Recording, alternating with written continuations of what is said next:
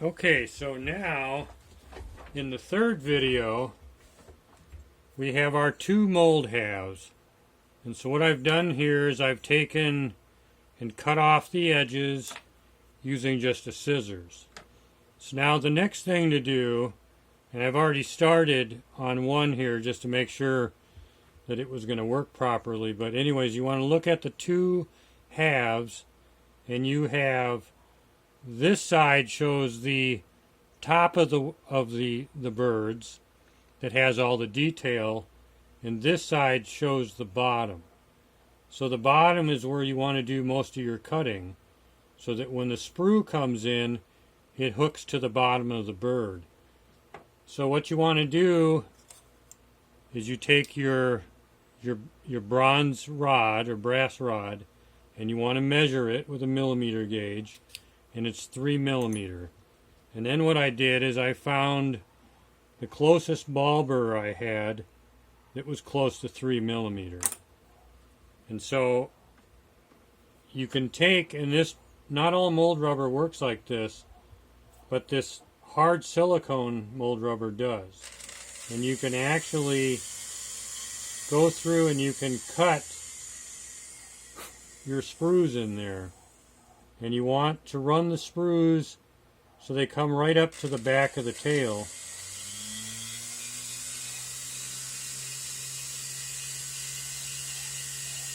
Just like this.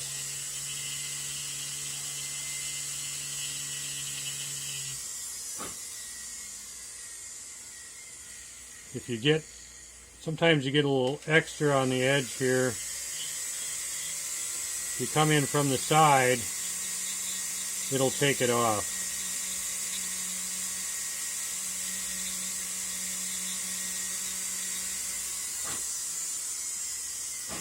So do the same with both of them.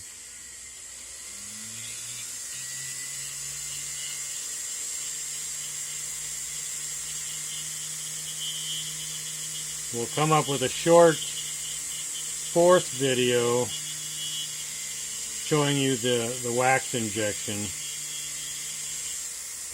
which is very simple.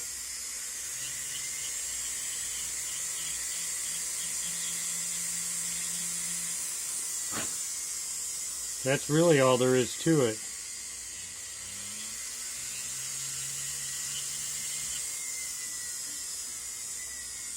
Now we could do a little bit of a shallow cut on this side, as long as we don't interfere with our detail.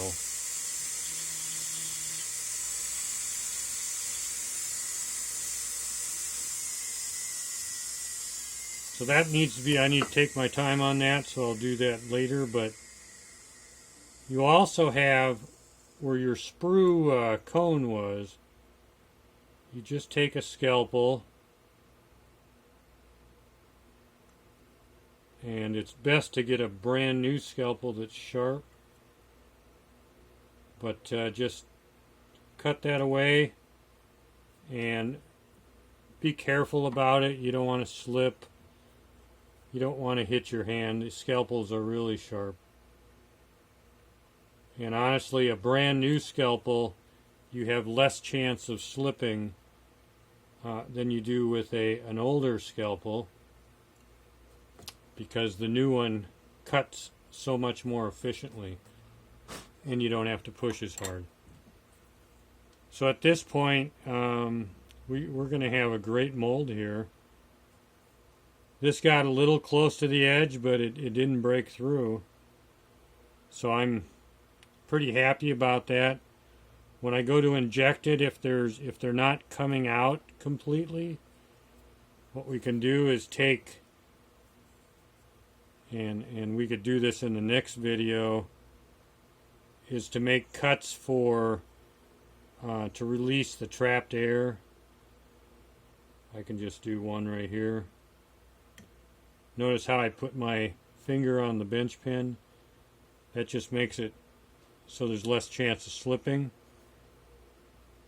So you're going to, I didn't really set up for this, but you want to bend that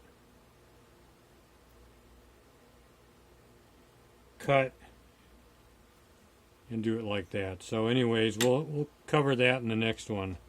So that's it. All right, thanks.